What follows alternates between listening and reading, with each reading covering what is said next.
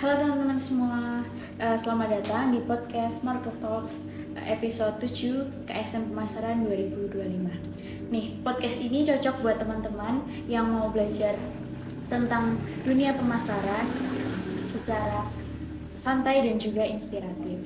Sebelum memulai podcast, aku mau mengucapkan terima kasih kepada semua pihak-pihak yang telah membantu kegiatan podcast ini, dan juga terutama narasumber kita yang telah meluangkan waktunya untuk berbagi pengalaman yang menarik dan insight-insight nantinya. Pada Market Talks episode 7 kali ini, kita akan membahas topik yang sangat relevan nih pada dunia bisnis, yaitu temanya menghadapi tantangan bisnis dan bertahan di pasar. Oke, mungkin sebelumnya kita kenalan dulu kali ya sama narasumber kita. Halo Macan, mungkin boleh kenalan dulu dan sedikit diceritain bisnisnya apa yang dijalanin gitu. Oh ya, terima kasih. Selamat malam teman-teman semua. Perkenalkan saya Chandra. Saya pendiri usaha Gawe Sae, di mana usaha saya di samping awalnya dulu adalah furniture, kemudian berkembang ke usaha kuliner, terutama food and beverage, dan kemudian juga ke insya Allah perkebunan seperti itu. Ternyata cukup banyak ya Macan bisnisnya. Ada dari furniture, ada F&B, ada juga dari perkebunan tadi itu ya. Oke, mungkin kita masuk ke obrolan-obrolan santai kita nih. Macan, kira-kira apa sih tantangan yang biasanya Macan hadapin ketika memulai bisnis Macan ini? Ya, pertama tantangan yang kita hadapi itu adalah kita coba lihat di pasaran produk kita sudah ada atau belum. Kemudian juga kita perlu memikirkan jangka panjangnya, terutama masalah bahan baku, karena itu nanti juga tentu saja akan berefek ke kelanjutan usaha kita seperti itu.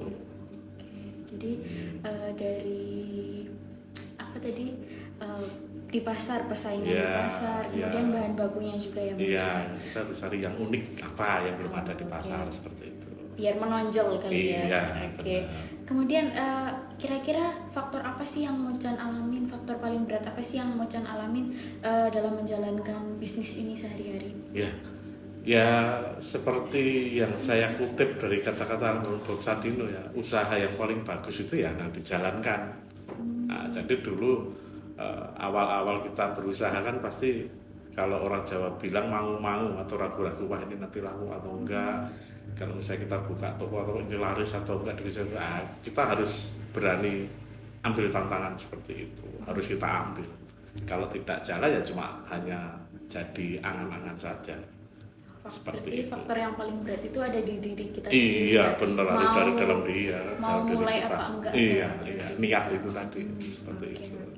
Nah, dari itu tuh apa sih strategi yang Macan pakai, strategi efektif apa sih yang Macan pakai untuk bertahan di tengah kompetisi ini atau di tengah persaingan Macan ini? Iya. Untuk dunia retail sendiri yang terutama yang baru adalah food and beverage ini, kita harus ya itu tadi yang awal saya bilang, kita harus tes pasar atau istilahnya kalau sekarang kerennya tes ombak. Itu. Nah, kemudian kita juga harus coba mencari strategi untuk pengenalan produk kita seperti apa.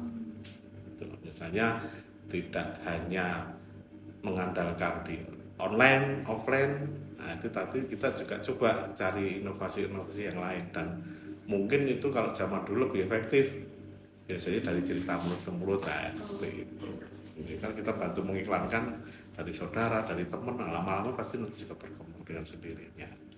Berarti strateginya tadi ada dari tes ombak dulu, terus strategi inovasinya, terus juga strategi promosinya. Jualan online offline itu juga perlu, tidak harus di satu bidang saja, karena itu nanti kan saling mengisi seperti itu. Nah, selanjutnya nih, gimana sih cara Macan untuk mengelola keterbatasan dari modal atau juga sumber daya yang macan yang macan butuhkan supaya bisnis macan ini tetap berjalan? Ya nomor satu kan memang usaha yang saya jalankan ini memang namanya saja gawe saya, membuat kebaikan.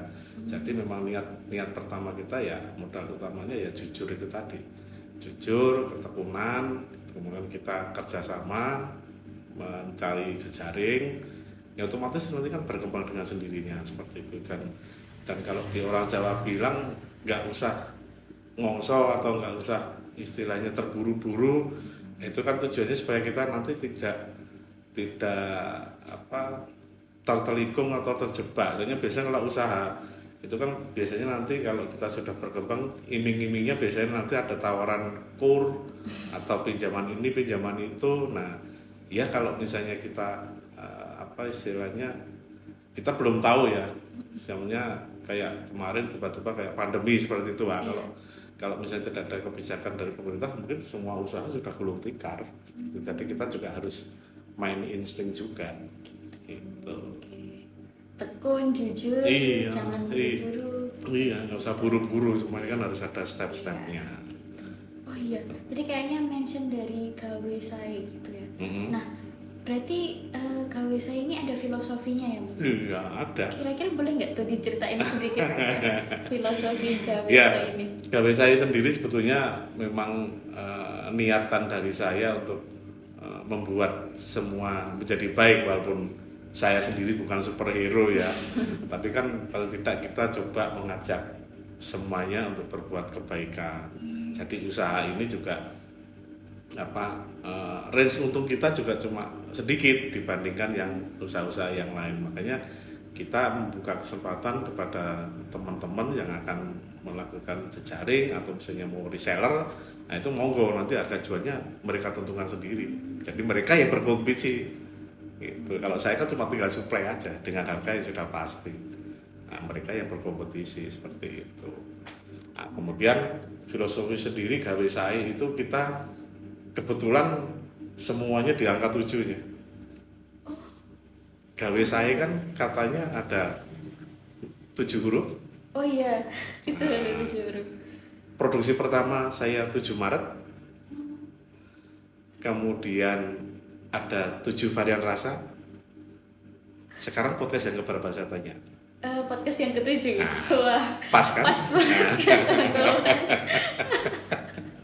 Nah, 7 sendiri angka 7 itu dari kata pitulungan, pituju, pitutur, berbuat kebaikan.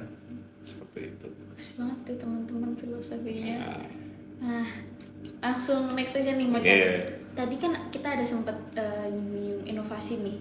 Nah, berarti kan inovasi ini cukup penting ya buat Macan sendiri. Nah,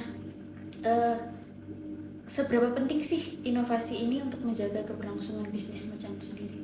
Ya, inovasi memang harus kita selalu lakukan ya.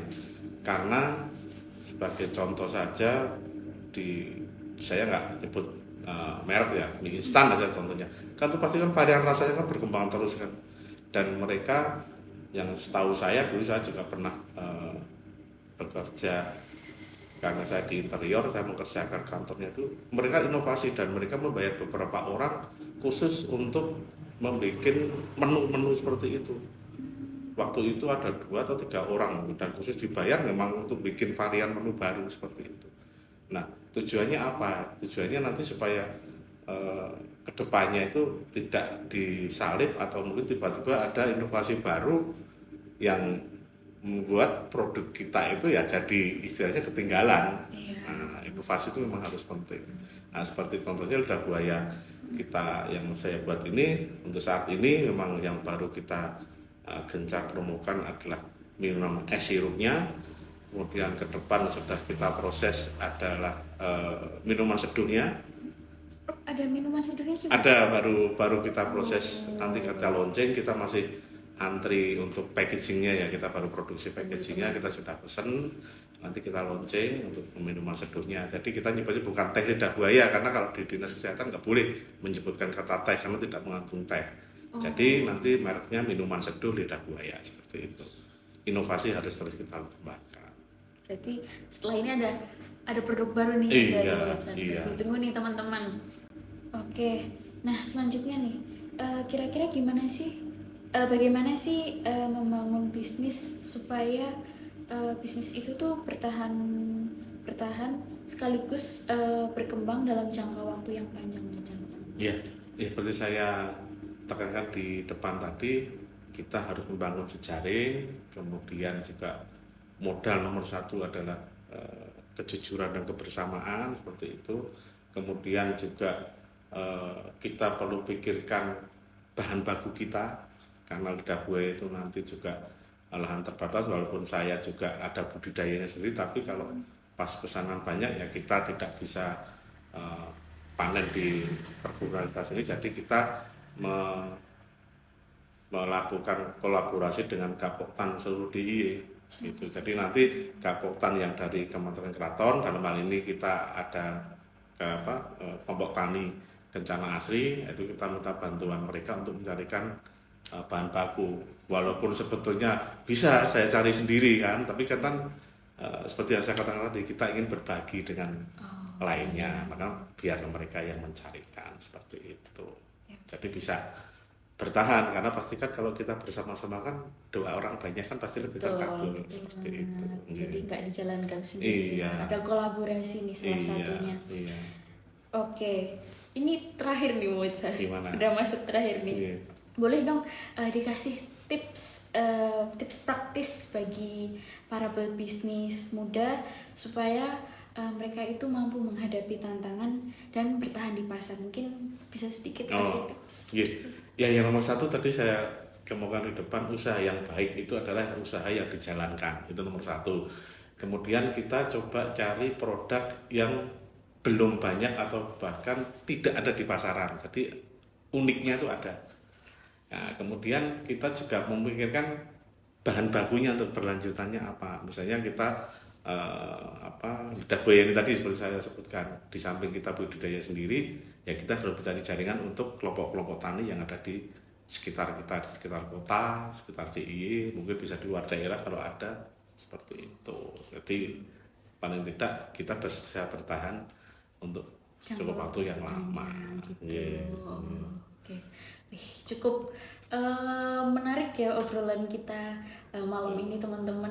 Banyak yang bisa kita ambil dari obrolan kita malam ini, dari gimana sih kita menghadapi tantangannya, terus gimana sih kita bertahan di pasar dalam jangka waktu yang panjang, dari tadi konsistensi, kejujuran, terus ada juga kebersamaan, dan ada juga kolaborasi nih teman-teman untuk membangun relasi supaya produk kita tuh bertahan lama di pasaran. Oke. Mungkin Mocan sebelum kita tutup ada yang mau disampaikan lagi mungkin? Ya seperti itu tadi, modal kita juga kepercayaan itu juga penting juga. Gitu. Pegang kepercayaan. Gitu. Jangan menyalahkan kepercayaan, itu harus kita pegang juga.